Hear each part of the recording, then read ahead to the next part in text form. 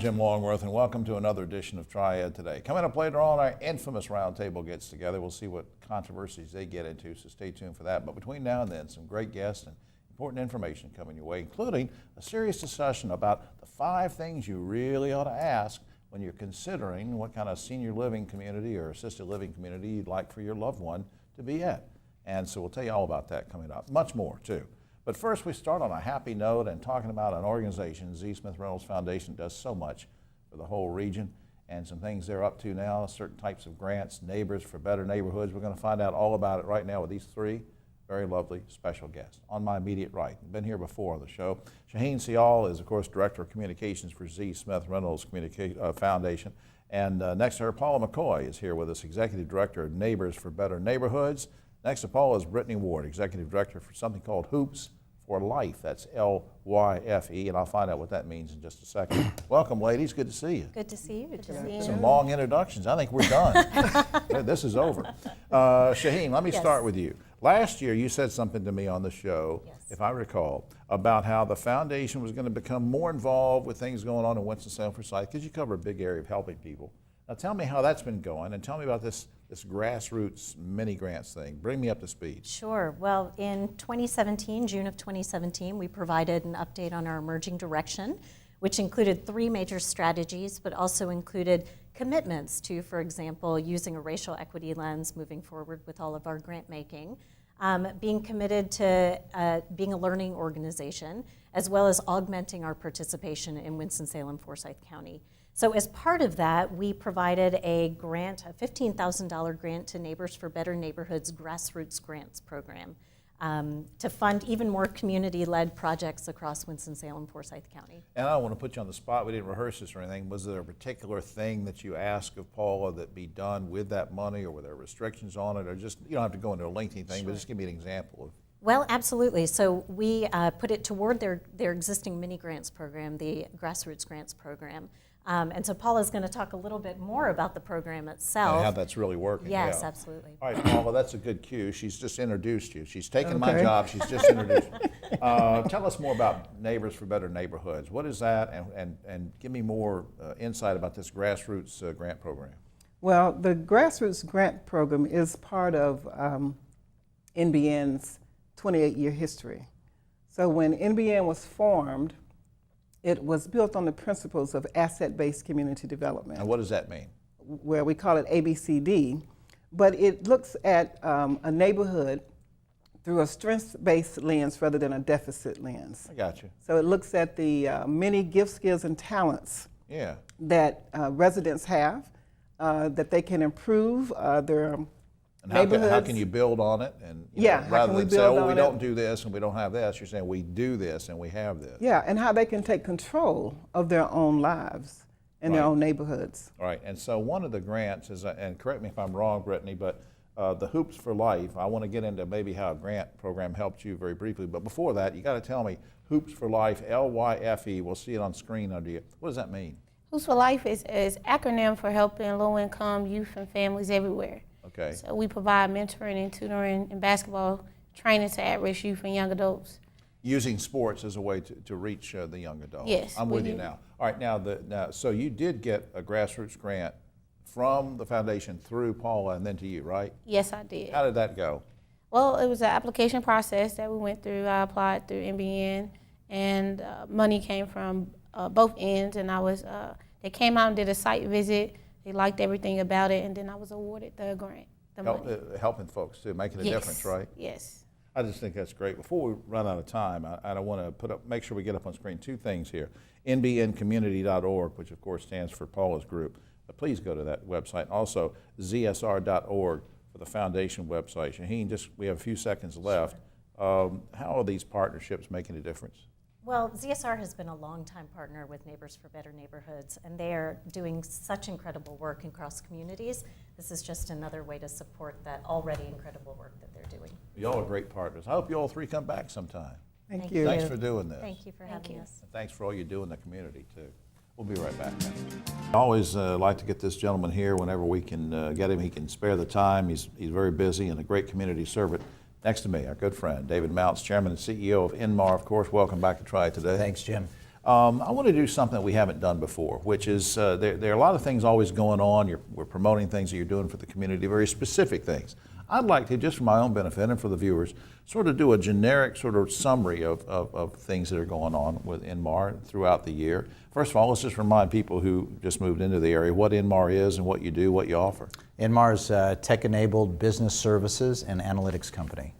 And how does that impact on me or a viewer who goes to the store or to the pharmacy or buys groceries? How is INMAR in our lives? Well, we're supporting many of the businesses that are serving you. It's if you've ever been into a store and used any type of promotion or gotten your prescription filled or returned a product, chances are INMAR made that happen. You know, we're in the midst of a revolution right now. It doesn't matter whether your services are business to business or business to consumer or consumer to consumer or business to government. It doesn't matter whether you're government to consumer. You are being impacted by these technological advances. And many institutions, many businesses don't have the people with the skills, they don't have the resources to take advantage of all of these technologies and apply them into their businesses, but they know they can help them. Right. So that's where INMAR comes in. We come in, we are constantly assessing these technologies, putting them together into solutions and applications that people can use and get what they want done, ultimately in service to their consumers. I think you told me one time it was 1980 that John Whitaker, his INMAR, I'm going to say his INMAR, was sort of a coupon processing company. How are things different from his implementation and vision then? Well, John started us off with just great DNA. You know, John believed in using technology to make problems solvable. And so in that regard, we haven't changed at all. Right, you know, right. We're still doing that, and we continue to do that. The technologies have changed. We've broadened the scope quite a bit as we've found more opportunities, and certainly that's been fun. But the DNA of looking at technologies and applying them with, you know, smart, data-driven solutions is very much what INMAR is about today. I want to review some of the things that you do throughout the year for the community and just get you to make a quick comment on each one as I throw it out. Community Tech Night. This is equivalent to doing pro bono services in tax or legal, which we've all known about for years. We're doing the same thing for technology. Sure. If you don't have those skills, you can come into one of our community tech nights and we'll help you. Whether it's understand how to use your software, fix your laptop, work on your phone, any type of technology, our technicians are there to help make you smarter. The Girls on Fire robotics team. Yeah, we do mentoring here, and we are trying to educate, in particular, middle school and high school girls in the areas of STEAM. We want to see more of those girls matriculate into STEAM professions. You have analytics and Math Matters events as well. We're inviting students in from the local school districts and showing them the importance of their math classes and how that turns into jobs for them down the road. And so it's a great way for them to start to envision themselves as they work through those classes to say, well, why am I learning this? It doesn't matter to me. No, it does matter. Right. And here's a job you could have as a result of it. I tell you, there's so many things going on at INMAR with internship programs, partnerships with Wake Forest, all sorts of things you're doing throughout the year. And I've just been remiss over time when you would sit here with me and never really have had a chance to just sort of summarize those, but there's so many. And that's why I also want folks to go to the website, because as some of these things come up throughout the year, you'll know it. You'll see the information on the website, which is www.inmar.com. And I'll say it again for our radio listening audience on WSJS, www.inmar.com. Always something going on there, always great community servants, and it will give you some background on what the company does as well. We couldn't do what we do and live the way we do without you, my friend. Well, this is a team sport. We're all in for the Innovation Quarter, Winston, and the Triad. Thanks, David. Thank you. We'll be right back after this. Back now on Triad Today, and always glad we can get this gentleman here with us, and we have a really kind of neat thing, educational element of this that I want to share with folks in terms of caring for our seniors. And let's get to him right now. Mark Moretti is Vice President of Sales and Marketing for Ridge Care. Welcome again, sir. Glad to be here. Now, what we want to do here is I'm going to throw out, you sent me an email and said, Jim, I want you to throw out 5 questions to me. And what this is imagine folks at home, if you have an elderly loved one or a loved one who you're thinking might want to go to either some kind of a senior living community or assisted living, And Mark tells me in the email there's 5 questions you really ought to ask. I guess it would be an intake person or somebody that you go to visit one of these. You know, you might go to 10 facilities to see how you like them. And you should. You should try plenty, yeah. Visit as many as you should. All right, here's the 5 questions. Can you tell me about your most recent surveys by state regulators? Now, why is that an important question? You want to see exactly how they performed. The state is going to come in. They've got a very detailed process through which they go to make sure that the community, the facility, is compliant with rules and regulations. You want to make sure that they have done well, that they've been given high marks, and you want to understand any of the deficiencies that they received. Have those been completed? Have those been remediated and improved? All right, now another question is, the second one out of the 5, how much does it cost to live here at the facility, and how much will my bill fluctuate from month to month? Why is that important? So we are very big on transparency and pricing. We think that all senior living providers should be transparent. There are some pricing models out there that will allow for a la carte pricing. So that means that as your loved one's needs change, the rates will change. It's really difficult for you as a loved one to be able to model your loved one's money to make sure it's going to last for the extent that they're going to need care if the rates are changing constantly. So you need to understand exactly what it's going to cost and what is that facility's process for changing rates if your loved one's care needs change. All right, now, so you walk into a facility, so I'm checking out 4 or 5 different facilities, trying to learn about them. I go in, I sit down with somebody, and I say, okay, now how long has your executive director worked here, and how long have your other department heads worked here? Now, why is that important? You want to know how long there's been this continuity of care. That is crucial in senior living. Is there a continuity of care? Do people have significant institutional knowledge on the organization and how well you're supposed to provide care? Anytime there's rampant turnover, that's going to be an indication that things may not be well under the surface. All right, now the 4th one out of the 5 is pretty interesting. Tell me about your dining program and show me some sample menus. Now, you're really putting the person on the spot now. Let's find out something. Why is that important? You cannot underscore the importance of food. As people get older, their taste buds change, their likes and their desires change, and overall their desire to eat changes. And making sure that they're getting nutritious, balanced meals is extremely important to making sure that they stay well. So you need to make sure that the menu programming matches with your loved one's particular palate. Absolutely. And, not to make light of this, but I mean, I'm old enough to be your father, and I can tell you right now, you're right. I mean, as you get older, you sort of watch what you eat, and you want to know what the deal is and what's going to be served and that kind of thing. Now, question number 5, also interesting, because it harkens back to the rate structure that you were talking about. And question number 5, you say to always ask, what happens to my loved one if he or she runs out of money? Do they get the boot? Do they get some notice? Does something get set? I mean, what happens? You need to be very clear of that up front.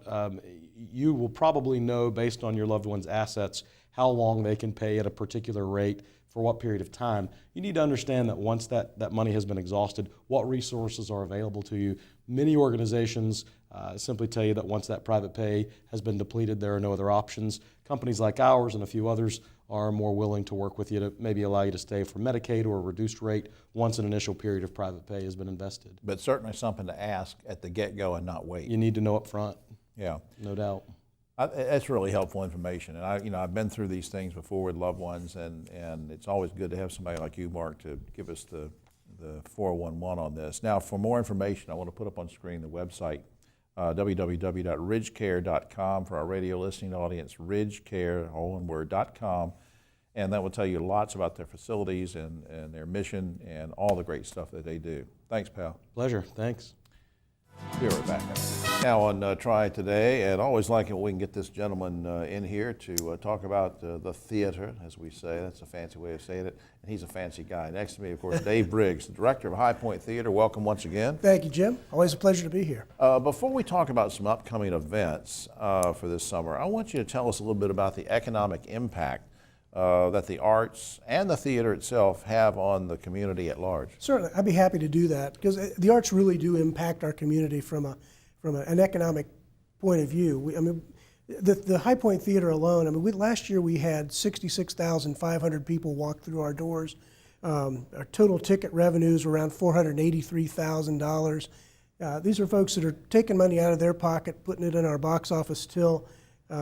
Overall, the theater generated about $605,000. Wow. That's just in High Point. And right. Then, according to the Arts and Economic Prosperity Report that was done in 2017, High Point has 108,000 people. That's the basic demographic. But the local government revenue that was generated in Guilford County was around $300,000, to actually $257,000. Right. And then the state revenue was about $300,000.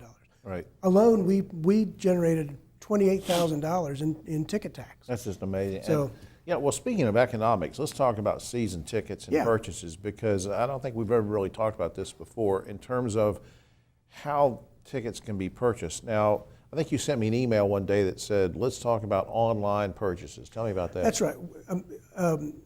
As of last year, 55% of all of our tickets were sold online, which means that folks are trusting us to go to our website and order on our ticketing software, which is eTix, which is a company Right, that's right. actually based in North Carolina. Yeah. So they can go there. It's a secure site. Now, if you're going to sit at home and you're going to type your information in and you're sitting in your pajamas, there's going to be a convenience fee. Right. So, ordering online is always going to have a convenience fee, whether it's with us or whether it's with UNC Greensboro or Carolina Theater That's Greensboro right. Stevens Center. There's always that convenience fee around. So when a person is looking at buying the ticket, maybe they need to look at the price and say, okay, if I call the theater, do I get a discount or do I save money? I got you. And so we love to have people buy tickets online because it's less labor intensive for us. Right. But frankly, we like making that personal contact with the Oh, patron. yeah. And if you, for instance, at High Point Theater, if you buy online, it's going to cost you $4 per ticket as a convenience fee. But if you call the box office or come in, that fee's waived. And you do a lot of social media marketing too, speaking of internet. Yeah, we have a Facebook page, we have Twitter. We tried Foursquare for a little while, but it really didn't find it to be really useful for us. Right. But it's really important that folks want to know what's going on. Go to the internet. We do advertise, in newspapers and traditional media. But you have a great website that people. And Thanks. speaking of that, you can see the graphics and things on these three things. I want you to plug real quick before time runs out. 3 big events coming up that I want to ask you about. The Rippingtons. The Rippingtons are a wonderful smooth jazz group. They feature Russ Freeman. They're going to be with us October 27th, and we just added that concert. So the tickets will go on sale, I'm going to say, the first part of July. All right. John Barry's Christmas. John Barry is a phenomenal country musician, and his Christmas show is it's so touching. And it's actually going to be on a Tuesday night in December 4th. Lovely man, and his music is beautiful, great voice. And we don't want to confuse him with the deceased John Barry who did the James Bond music. No, that's right. different. A little And then- different, yeah. And then James Gregory's coming. James Gregory, the funniest man in America, will be with us on November 10th. He's always funny. It's very down-home comedy, very family-friendly. I mean, maybe not, 13 and Well, under. but, yeah. If your family's if under you're 10, I don't think 13 you- and over is fine. That's I right. wouldn't bring anybody Yeah, a younger. little bit of adult stuff a little there. bit, yeah. All right, for more information or to purchase tickets or get learn about everything that's coming up, www.highpointtheater.com. I'll say it again for the radio audience, highpointtheater.com. Or you can call the box office, which is what I like to do. I'm old-fashioned. I call the box. 887-3001, 887-3001 to the High Point Theater. Dave Briggs, thank you for updating us. Thank you, Jim. All right, sir. We'll be right back after this. Now on Triad Today, just about time for the round table, but I want to hold up this book, and it's by Carol Andrews, From Author to Entrepreneur. Hope you will get that, and you can find out. You didn't know about that? Well, you've been gone. I've been gone. She wrote this 2 minutes ago.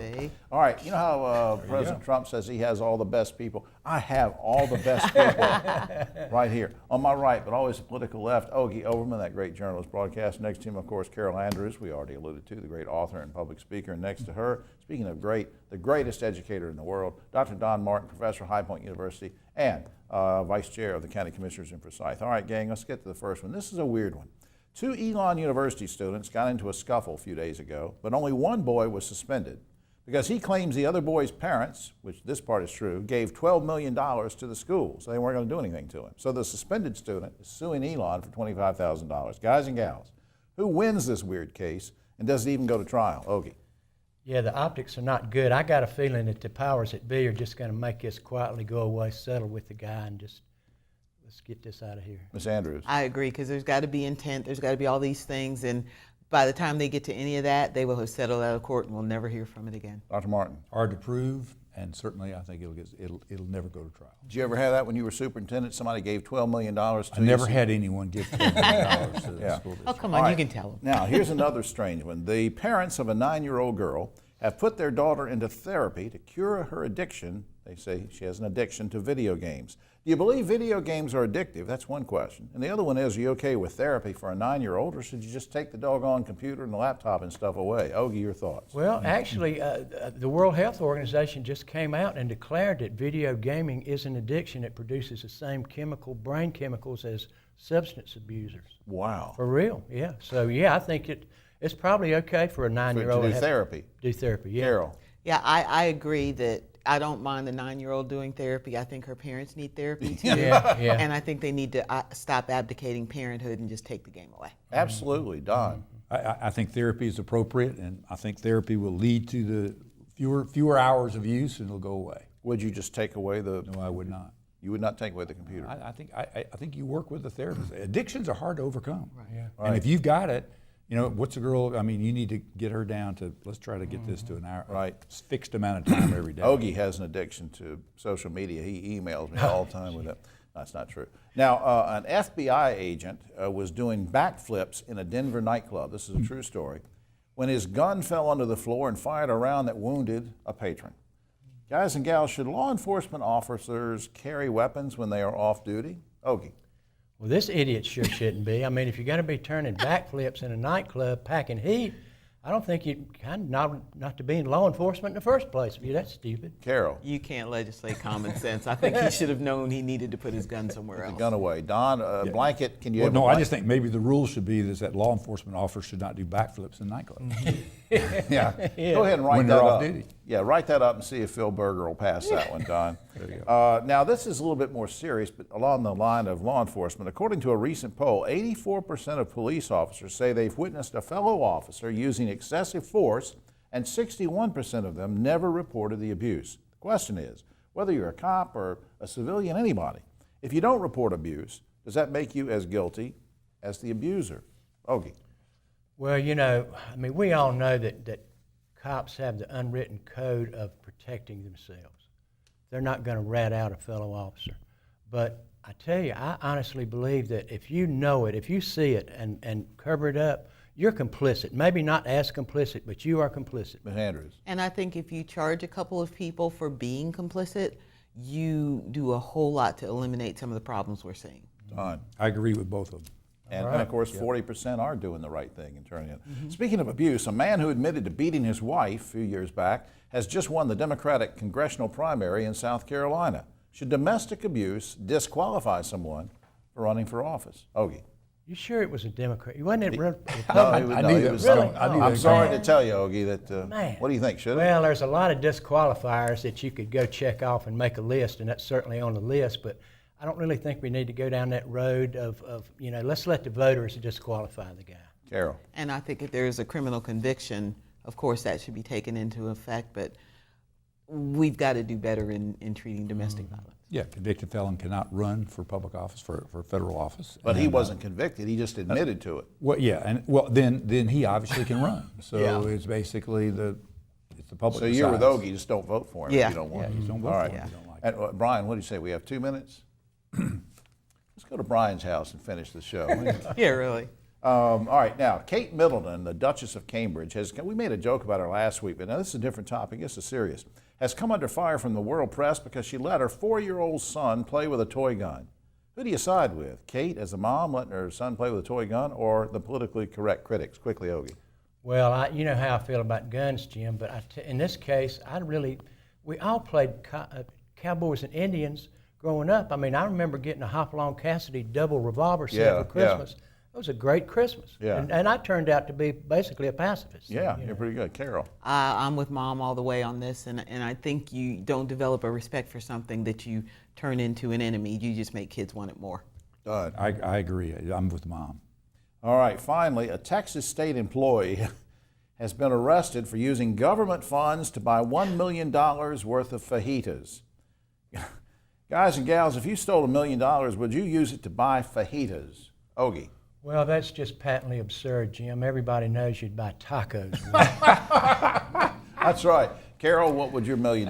Would you spend it on fajitas? I'd be in some country where they wouldn't extradite me. Yeah. If I was going to steal, I hope With I or don't ever without the steal. fajitas, Yeah, Carol? exactly. Don't need the Don, fajitas. would you? Well, maybe it depends on what he was getting in exchange. Maybe he was buying a whole lot of people. He was gonna fajitas, resell them. and he was Yeah. going to be very popular, and he was going to get elected or something. I don't know. Golly, that's fajita abuse, isn't it? I don't know what that is. All right, well, that's all the time we have for now, fortunately. I don't know where that conversation is. Oh, except for this. A team of French scientists say that in 1503, Leonardo da Vinci drew a nude version of Mona Lisa before he actually painted her with clothes on. Said one art expert, no wonder Mona Lisa was smiling. And for all of us smiling, and remember, we have the best people here. Yes, I'm Jim all the Longworth. We'll best. see you next